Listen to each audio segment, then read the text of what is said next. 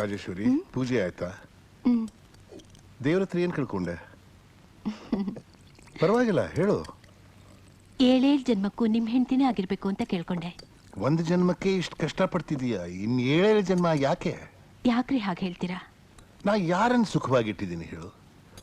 ನಮ್ಮ ತಾತ ಸೈಕಲ್ ಹೊಡಿತಿದ್ರು, ನಮ್ಮ ಅಪ್ಪ ಸೈಕಲ್ ಹೊಡಿತಿದ್ರು, ನೀನು ಸೈಕಲ್ ಹೊಡಿ ಅಂತ ಹೇಳ್ತಿದ್ದೀನಿ ಹೊರತು ಇವನ್ಗೇನಾದ್ರೂ ಒಂದು ಬೈಕ್ ತೆಗಿಸ್ಕೊಟ್ನಾ?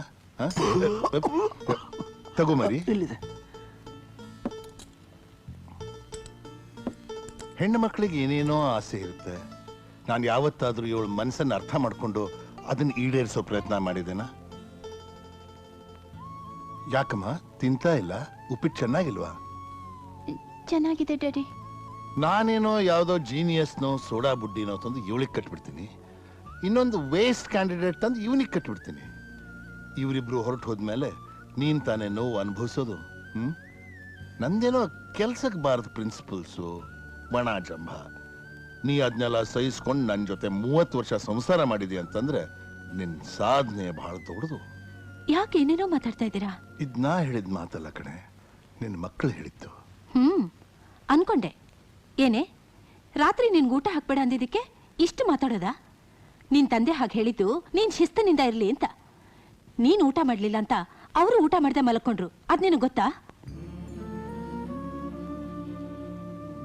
ನೋಡು, ನಾನು ನಿಮ್ಮ ತಂದೆನೇ ಹೊರತು ನಿಮ್ಗೆ ಶತ್ರುವಲ್ಲ. ನಾವು ಕಷ್ಟಪಡೋದು ನಿಮ್ಮ ಒಳ್ಳೇದಕ್ಕಾಗಿ, ನಾವು ನಿಮ್ಗೆ ಕಷ್ಟ ಕೊಡ್ತಿರೋದು ನಿಮ್ಮ ಒಳ್ಳೇದಕ್ಕಾಗಿ. ನಾವಿಬ್ರು ಬದುಕಿರೋದೇ ನಿಮ್ಮ ಸಲುವಾಗಿ. ಹಿಂದಿನ ಕಾಲದಲ್ಲಿ ರಾಜರು ಸಾಯೋದಕ್ಕೆ ಮೊದಲು ತಮ್ಮ ಬೊಕ್ಕಸದಲ್ಲಿರೋ ಹಣನೆಲ್ಲ ದಾನ ಮಾಡಿ ಕೊಟ್ಟು ತಮ್ಮ ಮಗನಿಗೆ ಒಂದು ಕತ್ತಿ, ಒಂದು ಕುದುರೆಯನ್ನು ಕೊಟ್ಟು, ನೀನು ನಿಜವಾದ ಕ್ಷತ್ರಿಯನಾಗಿದ್ದರೆ ಆ ರಾಜ್ಯನ ಸಂಪಾದನೆ ಮಾಡ್ಕೊಂತ ಹೇಳಿ ಸಾಯ್ತಿದ್ರು. ನಾನು ಕತ್ತಿಯ ಬದಲಾಗಿ ವಿದ್ಯೆ, ಕುದುರೆಯ ಬದಲಾಗಿ ಗುಣನ ಕೊಟ್ಟಿದ್ದೀನಿ. ನಿಮ್ಮಲ್ಲಿ ಸ್ವಾಭಿಮಾನ ಇದ್ರೆ ನಿಮಗೆ ಏನ್ ಬೇಕೋ ಅದನ್ನ ಸಂಪಾದನೆ ಮಾಡ್ಕೊಳ್ಳಿ.